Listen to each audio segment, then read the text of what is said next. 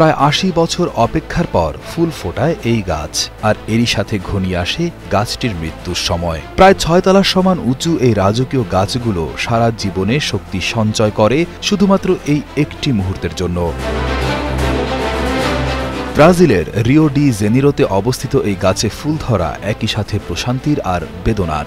সেখানকার আকাশ ছোঁয়া তালিপট পাম গাছগুলোতে ফুটেছে অদ্ভুত সুন্দর ফুল, যা এই গাছগুলোর জীবনে একমাত্র এবং শেষ ফুল। প্রায় ২০ মিটার বা ৬ তলা ভবনের সমান উঁচু এই গাছগুলো বেড়ে উঠতে এবং ফুলের জন্য প্রস্তুত হতে ৩০ থেকে ৮০ বছর পর্যন্ত সময় নেয়।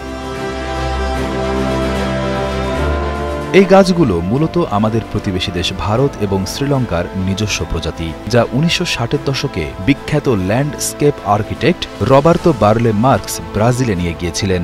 রিও ডি জেনিরোর বোটানিক্যাল গার্ডেনে বর্তমানে ৩টি এমন বিশাল গাছ রয়েছে, যার মধ্যে ২টি এখন ফুলে ফুলে ভরে গেছে। অপর গাছটি মাত্র ১ বছর আগে লাগানো হয়েছে, তাই সেটিতে ফুল ধরা দেখতে হলে মানুষকে অপেক্ষা করতে হবে আরও কয়েক যুগ।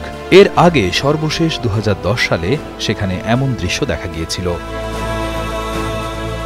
ব্রাজিলের বোটানিক্যাল গার্ডেনের লিভিং কালেকশন কিউরেশন বিভাগের প্রধান থাইস হিদালগো জানান, এই গাছ শুধুমাত্র অনুকূল পরিবেশেই ফুল ফোটায়।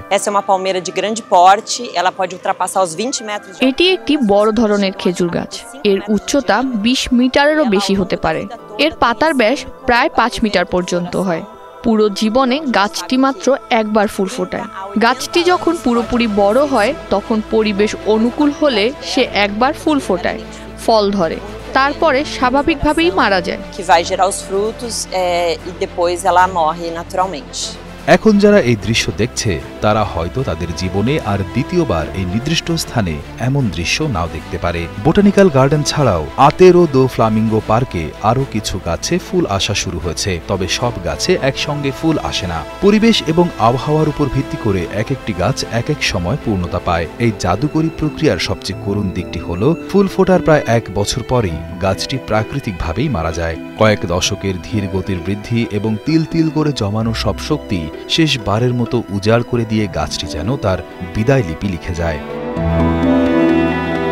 বোটানিক্যাল গার্ডেনে ফুল ঝরে যাওয়ার পর গাছগুলোকে গোড়া থেকে কেটে ফেলা হয়, যাতে সেখান থেকে পড়া বীজ থেকে নতুন চারা জন্ম নিতে পারে। এভাবেই একটি প্রজন্মের সমাপ্তি ঘটে এবং ভবিষ্যতের জন্য নতুন প্রাণের সঞ্চার হয়।